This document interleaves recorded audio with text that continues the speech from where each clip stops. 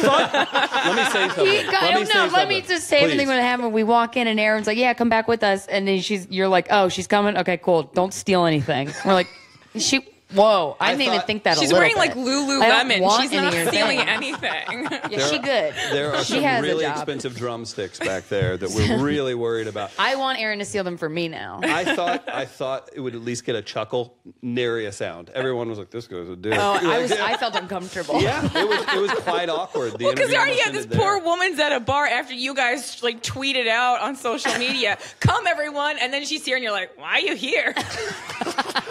Again, I thought really? maybe the giant windows and places to sit and enjoy yourself was obvious. Wait, so you have an audience on the other side of the window? Can they hear us? They can hear us. Oh, that's good. Yeah. I can't hear them. You guys want to come back here too? This is weird.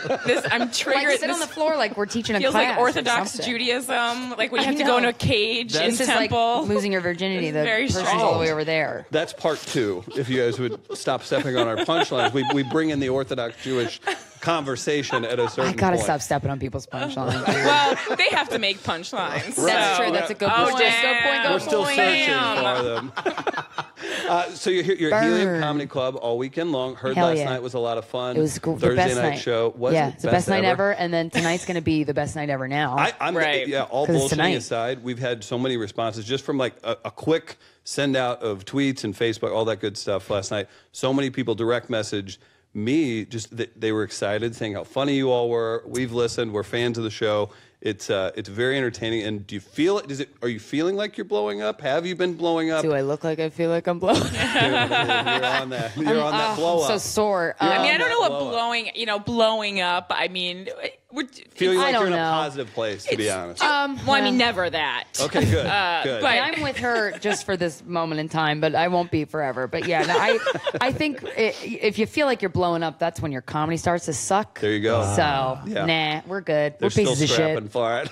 Yeah, I mean, like, it's cool that we can do comedy for a living. Yeah. Oh, my gosh. That's recognized. As far as when the podcast started, are you 4 years into? How far into the podcast are you at this moment? A little over 4 years. Is it 4 years? Okay. I was thinking that was it. Yeah.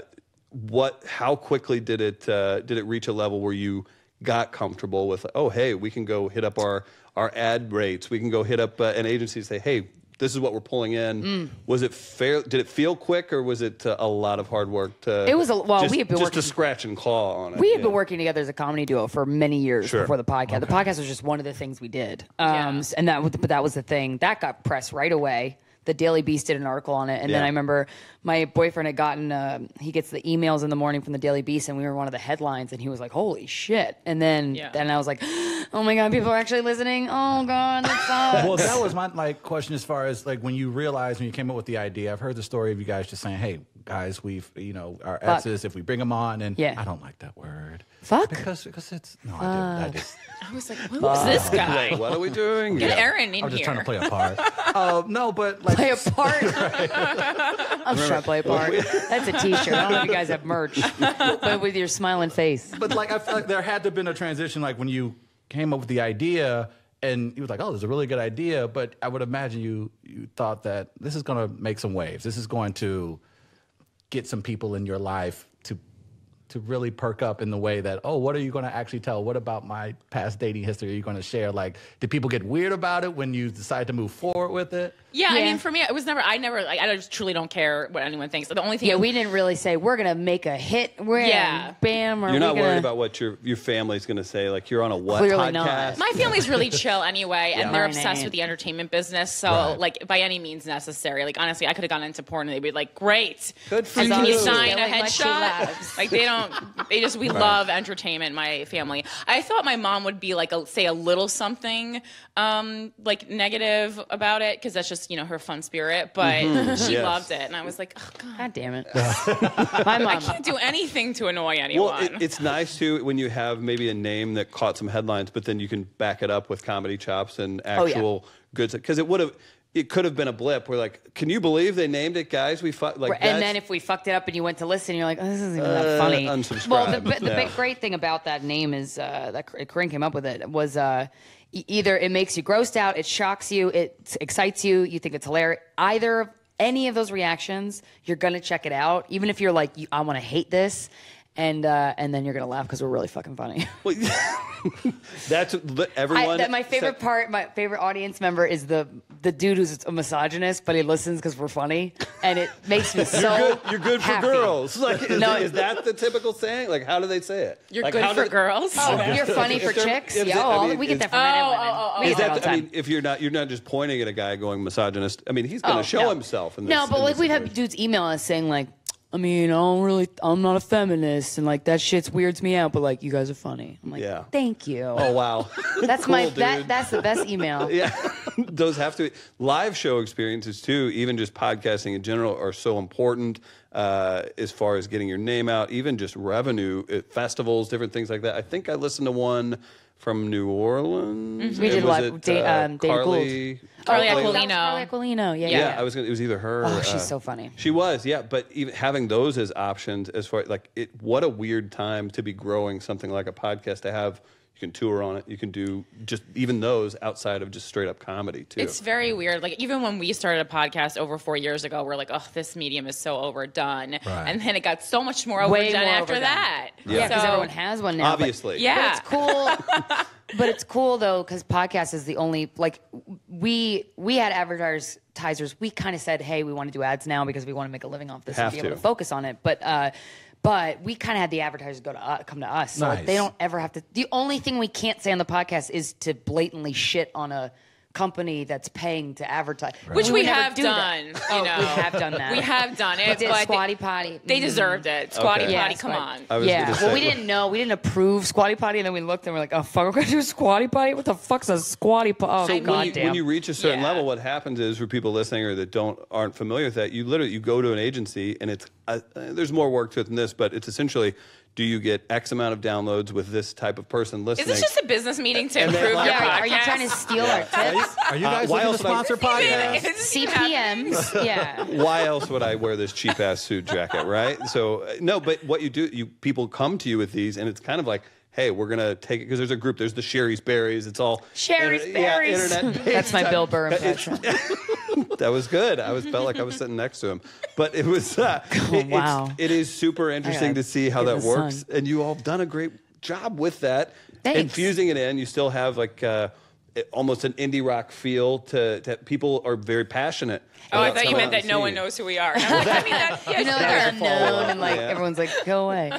Yeah, exactly. I'll see you. No, it's cool. Rock. It's really cool, and what's even cooler is the people who listen to the podcast. Like they're cool. Like the listeners are really. I like them a lot. I was going to say at Helium this weekend. I guarantee you, it's a little bit of a party, right? Yeah. We have this segment at the end of our shows that we're gonna do. We're gonna do at all the shows this weekend, and on this tour about people telling us a story about like the worst thing they've ever done. And we have had. Last night was the best. Last night was so funny. A lot of defecation. A lot of shitting. Why I know, is right? defecation Because your body will explode if you don't do it. Sometimes you have too much Metamucil. You didn't mean to drink the whole bottle. Yeah. And then you're peeing at a urinal, and then you just shit. Not to put you on the spot, do you want to practice on Travis? But what is this? That's not our You like podcast. scatting? That's not I what we don't do. It's okay. You can ask. I'll say no. That's Or okay. do you mean poop on him, or do you mean just ask him a story? Whichever you prefer. Because I interpreted it as just ask him a story, and then she interpreted it as we're just shitting on this poor man sexually. I took it as that. Oh no, I wasn't going to go down that road. You're the talent. I'm not that talented. Come on. What is the My worst thing asshole that's happened to you? cannot dump on me. Ugh, I can. So tired. What the fuck? I don't know what's in those. What you eat? I don't know what was in those eggs at the breakfast, but it was a long hour break between our last piece of press and this one. Let me tell you. Woo-wee. Okay. It's not good. Do you guys recall your? Good thing we got This separate is a sex rooms. podcast. Everybody, don't Who's forget. horny? Hey. Who's horny? Do you recall the first time where you guys openly discussed your sex life? Like your very first time where you're in front of people, where you're just like, okay, I'm going to tell this story, and more than 3 people outside of my circle are going to hear this. Yeah, it's terrifying. Fucking Do I terrifying. remember? I mean, like the first episode of the podcast. I was other terrified. than that, There it was a like guy in the stand-up. booth, and I was like, "Nah, don't look at me." And but then you forget. You do it so often, you forget there's a microphone, and then you start saying shit that you're like, "Oh, I shouldn't say that." Have you ever had a moment where you're like, I wish I had censored that one. I can't believe I let that one out on the pod? Or do you ever? Do you just like when you guys go into It's it, you more, just know it's wow, gonna... I can't believe I said that. Well, I said it, so Yeah, I really. I don't care. I don't. Yeah. I'm too open, I think. That's if when the anything. creativity flows, though. Too. I mean, Yeah. people are going to appreciate that more because if you censor it, hack it up where where you're worried about what's going out. Yeah. That's not why people. Well, it's like are gonna tune the in. podcast version of Dance Like No One's Watching is talk like no one's listening. And then you're just really, truly going to say whatever's in your head, for better or worse. I also think maybe I need to do more bad stuff because there's nothing that I've done that I'm truly ashamed of. So maybe Right. I just need I to got a up my bunch. ante. St. Louis can provide some of that. Oh, I for I sure. sensed that. Yeah, I there's, sensed Yeah, it. you guys are fucking nuts. It's great. Oh, yeah. It's fun. I had- didn't expect it. No, I we gotta had say. Jordan No, Rock in here, and the last time he was in St. Louis, there was a verdict and protest. I don't know if you know anything I about... hung out with him last night, and he told me he landed, and they didn't indict him, the cop. Not this and time. and I was like, oh, so they just counted on you to lift them up, and that's a big job. Yeah, dude. they I believe he came the same weekend as you too. So him and Bono had the same problem where they like, I don't know if we can do a show in St. Louis this weekend because they're killing black people in the streets. Always good time in St. Louis. Yeah. Hilarious part of the podcast. About that sex again.